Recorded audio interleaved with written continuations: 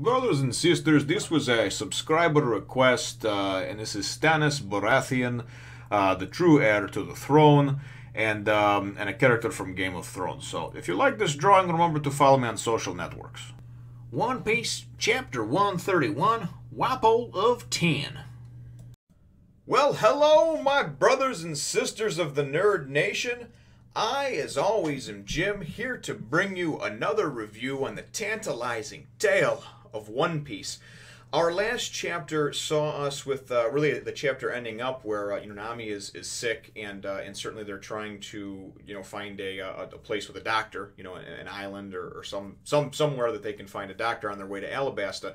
At the end of the chapter, we see Zoro say, hey, what's that figure standing out there for? And I thought maybe it was, maybe they didn't come upon an island or some sort of some sort of structure, a ship, I don't know.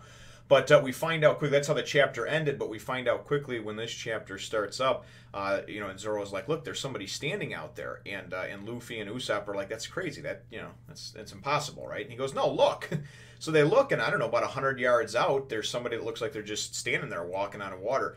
Kind of, it looks like a jester, almost the way he's dressed and everything, And as they get closer, he's kind of starts some idle chit-chat, hey, cold out here, huh? And they're like, yeah, it is cold. Well, anyway, all of a sudden, as they get closer, this you see like this other panel, and you see somebody.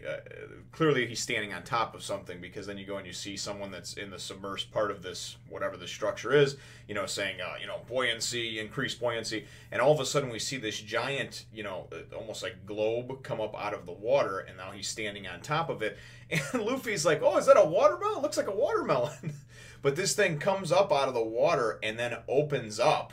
And it's actually pretty cool, because it was like a submarine, I guess you would say, and then it turns into like this giant ship. That's, I mean, it definitely makes the Going Merry look, small by comparison.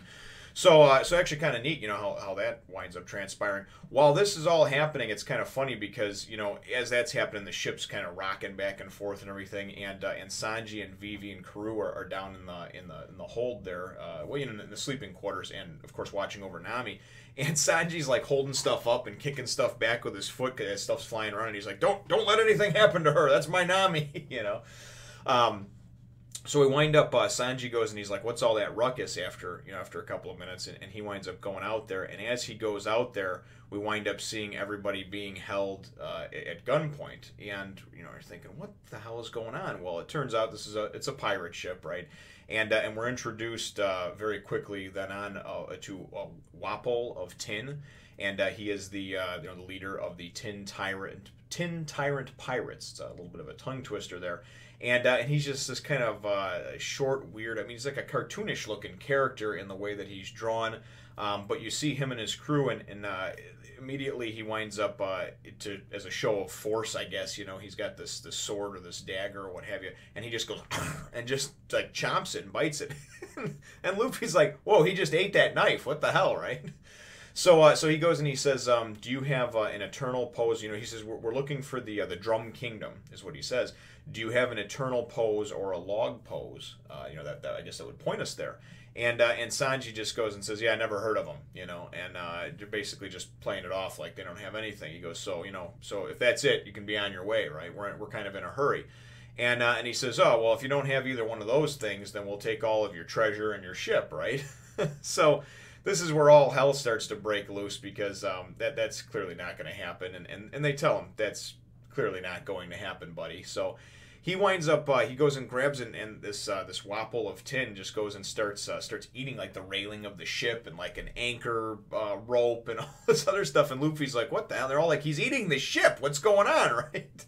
So while all this is going on, Luffy basically gives the order to attack, Everybody waits on their captain, and Zoro's like, oh, cool, we can fight, and Sanji's like, oh, great, that's what I was waiting for, and then Usopp is like jumping over the side of the lower decks, and he's like, no, wait, we can talk this out, because they're outnumbered, there's 30, 40 pirates, I don't know, and everybody's got guns, they're shooting and everything else, and we see Sanji kicking people, and Zoro come down, he's taking guys out as usual, and just really kind of a comical exchange how the whole thing happens, because it's pretty much just whether these characters come back into play at some point or not, this is almost like a little one-shot side story with characters, kind of like the Island of Misfit, animals with Gaiman.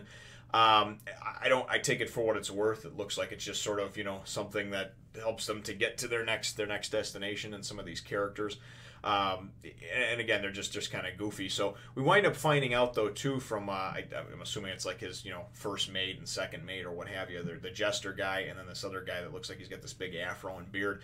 And they're talking, and they're like, oh, yeah, you can't mess, they want to attack us. They can't mess with the captain, he's with the power of the Munch Munch fruit. So we know that's what his deal is. Obviously, he can just eat all kinds of stuff because of his devil fruit ability. So kind of a neat ability, I guess. I'm sure it could come in handy. It is at this point, because he's just, while all the fighting is going on, he's just eating the ship, So Vivi goes, and she's downstairs, and she's like, Karoo, watch over Nami for a minute. I gotta go see what the hell is going on.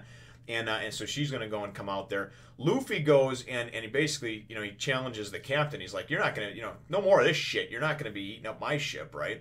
And, well, first is, how much are you going to eat? What the hell, And that's when the other two guys are like, oh, he's going to be dead. He's going to, that they're writing, they're writing their death sentence type of thing, if they're going to mess with the captain. So Luffy goes and gets him to turn around and look at him, and he just kind of like leans over into him, like, screw you, buddy, stop eating my ship. And he goes and just goes, and just chomps Luffy's head, right? Well, Luffy goes, and clearly we know his power, that he can stretch at this point. So he goes and he like whips his arms way out, like 100 feet off the ship, way past the mast over there, and pretty much just gets prepared for for one of these moves. And most of the other subordinates, the underlings, so to speak, the red shirts have all been knocked out or have been handily defeated by the rest of the crew. Vivi comes up right as this happened, and she's like, "What in the hell is going on? What's all the ruckus about?" And they're like, "Is Nami okay?" And she goes, "Yeah, she's fine, but what is going on, right?" And right as that happened, Luffy goes and just like slingshot fires him, and just uses the the momentum of his arms being out there, and of course his body, his head being in, and his body being rooted, to just, I mean, just flings Wapol of tin out to sea, right? And I mean, just, just gone.